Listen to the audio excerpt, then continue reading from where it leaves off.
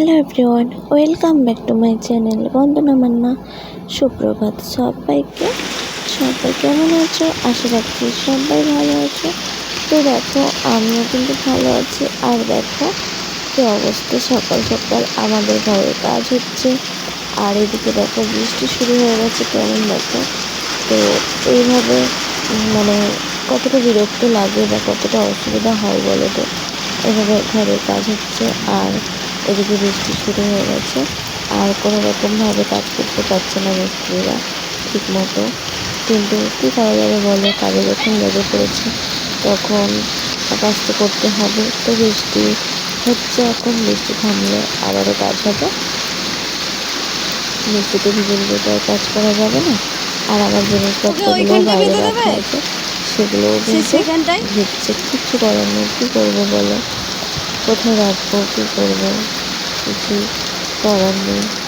তো সেই জন্য কিন্তু সব কিছুই ভিজছে। তো যাই হোক, তারপর দেখো ফাইনালি কিন্তু আমাদের ঘর কমপ্লিট হয়ে গেছে। তো দেখতেই পাচ্ছ তোমরা, চারি সাইডে কিন্তু টিন দেওয়া হয়েছে, আর মাথাতেও টিন দেওয়া হয়েছে, আর মানে মেঝেতে কিন্তু এইভাবে ইট পেতে আর এভাবে সিমেন্ট বালি দিয়ে এরকম করে দিয়েছে। তাতে করে কি হবে, মানে কাদা হবে না, মাটিটা থাকবে না, এর জন্য কিন্তু এরকমটা করে দিয়েছে। তো কেমন হয়েছে ঘরটা বা ঘরের কাজটা অবশ্যই কিন্তু কমেন্টে জানাবে। এখানটাতে রান্নাঘর ছিল ছোটো মতো, তো সেটা ভেঙে গেছে। তোমরা তো দেখলে বর্ষাকালে প্রচুর জল পড়তো, রান্না করতে পারতাম না, ভিজে যেত। তো তার জন্য কিন্তু রান্নাঘরটা নতুন করে করা হয়েছে। তো ঘরের কাজ কেমন হয়েছে অবশ্যই কমেন্টে জানাবে। সব কাজ মিস্ত্রিরাই করেছে, আমার বর মেঝেটা করেছে ইট পেতে সিমেন্ট বালি দিয়ে, এরকমটা ও করেছে। তো তারপর দেখো, তারপরের দিনে মানে ওই ঘরটা কমপ্লিট হয়ে যাওয়ার মানে পরের দিন আর কি, এই ঘরটা মানে যে ঘরটায় আমরা থাকি সেই ঘরের দেয়ালটাও কিন্তু পড়ে গেছে। মানে কি বলবো, পুরোটা পড়েনি, এক সাইডে পুরো পড়ে গেছে, পুরো ফাঁকা হয়ে গেছে।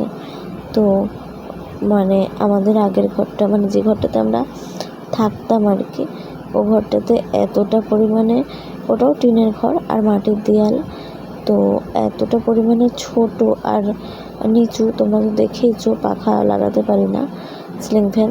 তো টিনটাও মানে যে ছাঁচের দিকে যে টিন বাড়ানো থাকে সেটা নেই।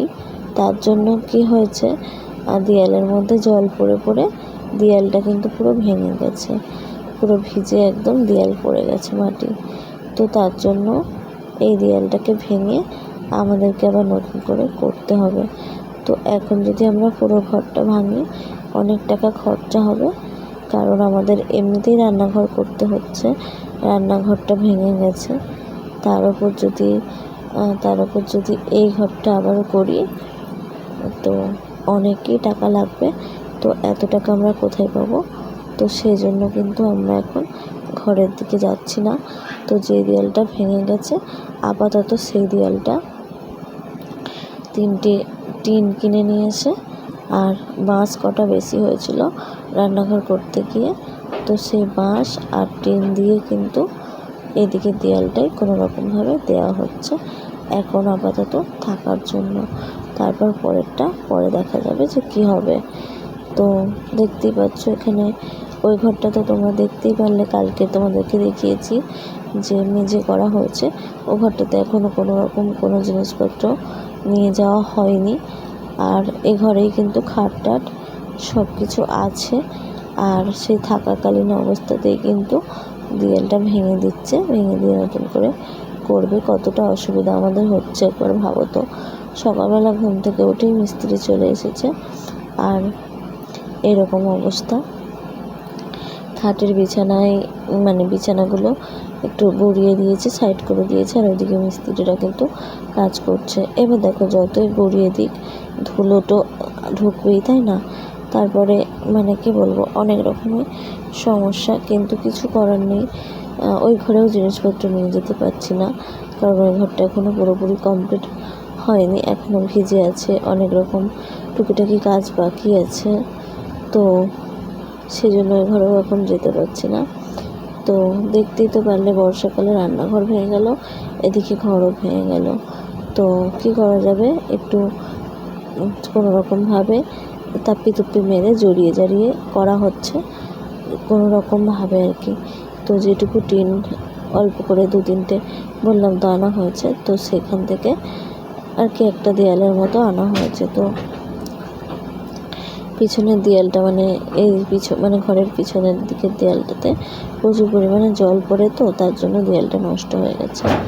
একটু ওপর থেকে টিন বাড়ানো নেই তার জন্য। তো সেই জন্য এই দেয়ালটাকে করতেই হবে, কিছু করার নেই। তার জন্য সেই দেয়ালটা ভেঙে নতুন করে টিন দিয়ে দেয়াল হচ্ছে। তো সেই ভিডিওটাই তোমাদের সাথে শেয়ার করছি। তো দেখো এই যে এরকম অবস্থা, দেখো খাটের কী অবস্থা, খাটের মধ্যে ধুলো মাটি পড়েছে। আর এই যে দেখো আমার বড়মশাই দাঁড়িয়ে আছে, ওরও কদিন থেকে চিন্তা করে করে একদমই খাওয়া দাওয়া হচ্ছে না ঠিক মতো, আর শরীরটা কেমন হয়ে গেছে।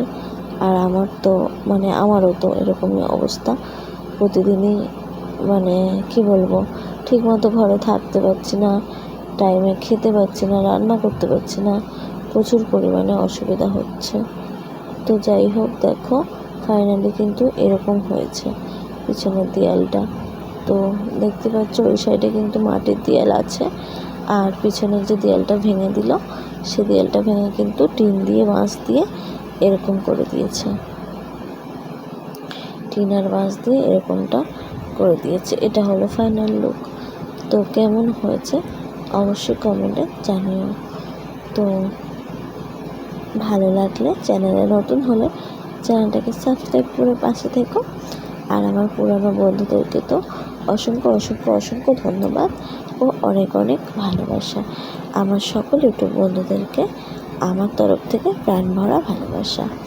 তোমরা সবাই ভালো থেকো, সুস্থ থেকো, আর এভাবেই আমার পাশে থেকো।